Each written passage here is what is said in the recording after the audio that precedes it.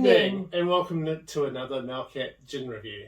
And tonight we are, in tribute to the late Queen Elizabeth II and also to our new King Charles III, we are reviewing the Buckingham Palace Gin.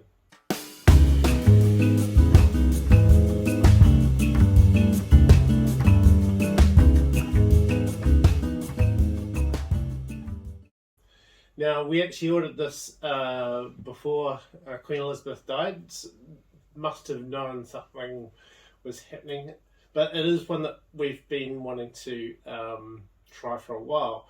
It's interesting in that the botanicals, I don't know if all botanicals, because I don't think they grow juniper in England, but the botanicals for this gin are sourced from the Buckingham Palace Gardens. Do we know what's in it? Yes, so it has 12 hand-picked botanicals from the Buckingham Palace Garden, which include lemon verbena, hawthorn berries, and mulberry leaves. Mulberry, that sounds very English. It's got, it also has these white flowers on it, so that made me think that it had, perhaps has chamomile. So we know the new King Charles is a keen gardener, and he probably oversaw the gardens in Buckingham Palace and probably curated quite a lot of the botanicals that went into this. We also know the late Queen is a fan of her gin, known to have a gin and Dubonnet of an evening. Apparently there's been something of a run on Dubonnet since her passing, so we might try and get a bottle of that at some stage and give it a whirl.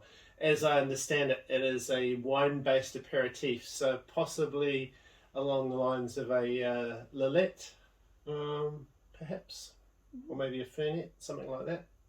Anyway, enough of that. We're not here to talk about Dubonnet. We're here to sample some gin. So let's see what we can smell. It just comes across immediately as a pretty clean London dry. Floral notes in there. It's clean and smooth, something floral. Oh, and herby. But you definitely smell a lot of juniper and a lot of citrus. Yeah, absolutely. Something it's very nice. Herby. It's a gin and tonic. Cheers. Oh, that's nice. I feel like the tonic has taken back some of those herbaceous qualities, so it's not quite as herby when you add the tonic because of the sweetness of the tonic. We've just used Schweppes. Look, it's a very good, well balanced, classic London dry style gin. Very nice. Perhaps some of the money goes back to helping with the gardens as well, because obviously a lot of people give the royal family a lot of stick, but they do, a lot of the trusts actually raise a lot of money back in and are profitable for them, so it's not all about taxpayers paying for the crown. In fact, it's actually they're quite well business headed. A couple of facts that few people aren't aware of. So the royal family don't actually own any of the land, including Buckingham Palace. It's held in a trust, a sovereign trust, and run as a business. Annually, they produce somewhere between £200 and £300 million of profit. 75% of which goes back into the treasury coffers. So they are actually helping to fund taxpayer revenues. And then the remaining 25% goes to running the royal family.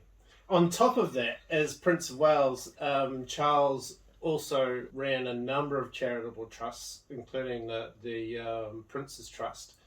And he by himself raises somewhere in the vicinity of £100 million that all goes to charities all around the world. So, yeah. Couple of facts before anyone starts putting the boot into them. Yeah, yeah.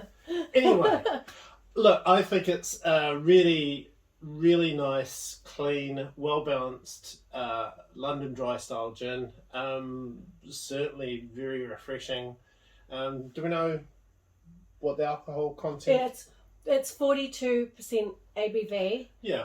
For New Zealand, it's a little on the pricey side, but part of it was that we just really wanted to try something that has a unique story behind it. Yeah. We couldn't get it here for quite some time, and then it's arrived in the country. Mainly, I think, in the South Island, because that's where I got it from. Yeah. Prior to that, to import it to New Zealand was horrendously expensive. Yeah. So look, I really like it. Would I choose it over other sort of really nice London dry style gins? It's got an interesting story. So I guess from that respect, you could pull a bottle out with visitors around and have a natter about it. It is a beautiful bottle. It is a beautiful bottle. Yeah. Very nice. Sold on the label. Gin is what it is.